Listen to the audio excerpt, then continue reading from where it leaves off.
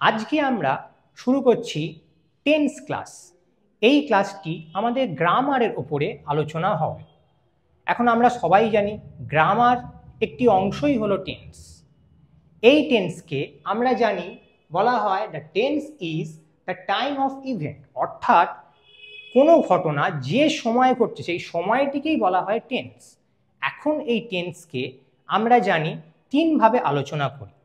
Number 1 বর্তমানকাল বা present tense, number 2 অতীতকাল বা past tense, number 3 ভবিষ্যৎকাল বা ফিউচার টেন্স। কোনগুলো আমরা সেগুলো একটি লিখে আলোচনা করব আরো সবিস্তরে। তো যেমন বলছিলাম বন্ধুগণ, আমরা আলোচনা করছি তিনটি টেন্সকে নিয়ে। এটি যদি নাম্বার 1 হয় এটিকে বর্তমানকাল বা প্রেজেন্ট টেন্স বলবো।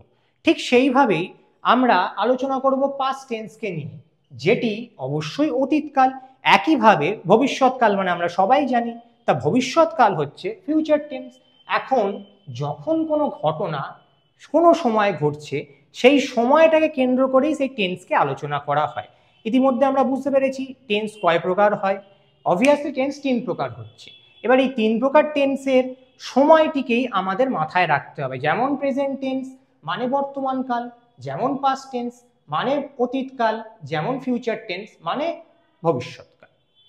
তো এইগুলো কি আশা করছি বাংলায় যেমন বলছি আমরা প্রত্যেকে জানি, ইংরেজিতে এই একই শব্দই আলাদা নামে ইউজ করা হয়। বিষয়বস্তু যদিও এদের এক। এবারে আমরা আলোচনা করব প্রতিটা টেন্সে 4টি করে ভাগ, অর্থাৎ টোটাল 12টা ভাগকে।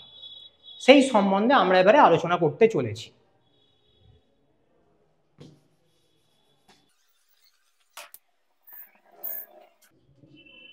শুরু করা যাক প্রেজেন্ট টেন্সকে দিয়ে।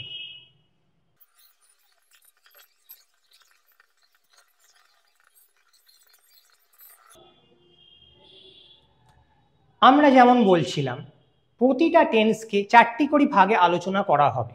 ঠিক একইভাবে প্রেজেন্ট টেন্স, প্রেজেন্ট ইনডিফিনাইট, তারপর প্রেজেন্ট কন্টিনিউয়াস, তারপর প্রেজেন্ট পারফেক্ট, তারপর প্রেজেন্ট পারফেক্ট কন্টিনিউয়াস, এই 4টি ভাগ প্রেজেন্ট টেন্সের হয়। এবারে কোনটা কি একটি উদাহরণের মাধ্যমে প্রতিটা আলোচনা করব। একটি উদাহরণকেই আমরা 4টির মধ্যে দিয়ে আলোচনা করতে পারি, যাতে কোনো বিষয় সম্বন্ধে বুঝতে আমাদের সহজ হয়।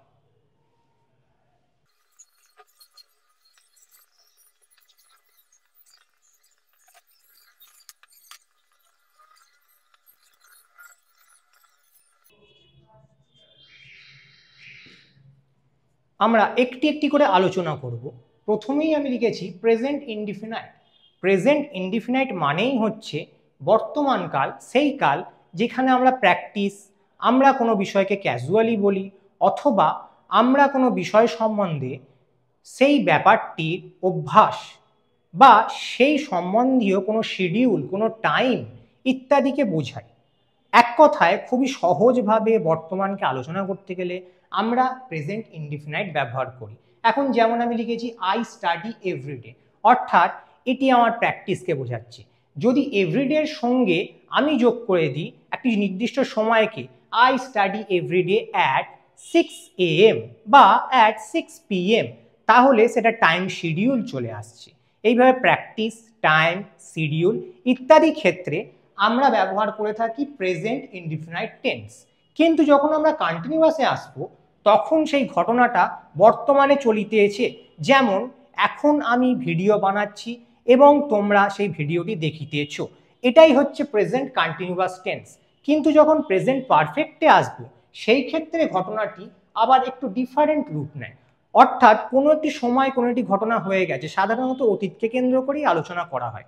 এবারে অতীতের ঘটনাটি যখন বর্তমানে সাবজেক্ট হিসাবে অ্যাজ এ আমি আলোচনা করিতেছি, তখন এটা ঘটছে কি, তখন এটা ঘটছে প্রেজেন্ট পারফেক্ট টেন্স। এবার প্রেজেন্ট পারফেক্ট কন্টিনিউয়াস ঠিক সেই ঘটনাটি যখন অতীতে শুরু হয়েছে এবং কিছুক্ষণ চলছে বর্তমান অঞ্চলে, সেই ঘটনাটিকেই বলা হয় প্রেজেন্ট পারফেক্ট কন্টিনিউয়াস। যেমন তোমরা দেখতে পাচ্ছ I have been studying for 2 hours, অর্থাৎ আমি 2 ঘন্টা ধরে পড়িতেছি। কোনো 2 ঘন্টা আগে আমি শুরু করেছি এবং বর্তমানে 2 ঘন্টার শেষ মুহূর্ত অবধি এই যে টাইমের এক্সপেনশন, এই এক্সপেনশন অবধি আমরা এটি চালিয়েছি। এইটি হচ্ছে প্রেজেন্ট পারফেক্ট কন্টিনিউয়াস। একইভাবে আমরা প্রেজেন্ট পারফেক্ট কন্টিনিউয়াস শেষ করে যাব পাস্ট টেন্সে, তার বাকি চারটে ভাগকে আমরা আলোচনা করব।